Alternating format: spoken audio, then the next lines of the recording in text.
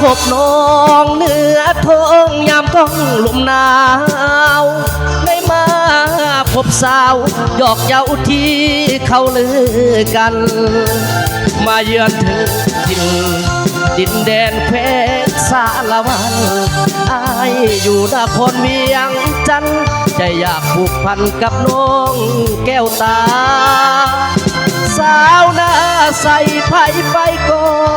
บ่ลืมลาสมคำลือสาเมื่อได้มาพบน้องคนดีลูกหลานองค์แก้วสมแล้วที่เป็นสตรีนับว่าอายคนโชคดีพบพ่อดาลีที่งามสุดใจนาใสเขตใต้แดนสารวันอยากได้จอมควันมาอยู่เวียงจันทร์สร้างฝันหักอายหยิบผ้าขายส่งมาเข้าอ่อนยิ้มหวานจับใจสมคำสาหรือไปไกลมาเข้าหน้าใสถึกใจแท้เด้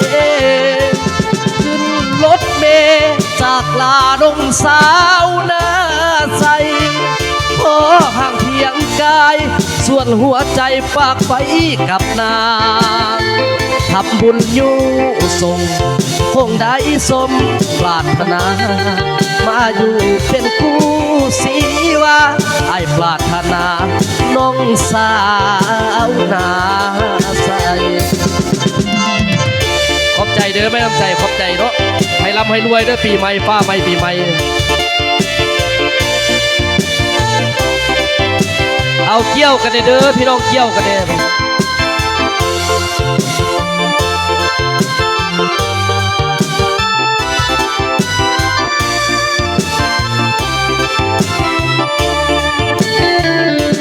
นาใสเขตใต้แดนสารวันอยากได้จอมควันมาอยู่เวียงจันทร์สร้างฝันหักอายหยิบผ้าขายส่งบักเขาอ่อนยิ้มหวานจับใจสมคำสาหรือไปไกลบักเขาหน้าใสถึกใจแท้เด้ขึ้นรถเมล์จากลาดงสาวหน้าใสโอ้ห่างเพียงกายส่วนหัวใจฝากไว้กับนางทำบุญอยู่ส่งคงได้สมปรารถนามาอยู่เป็นคู่สีวาไอ้ปรารถนาน้องสาวนาใส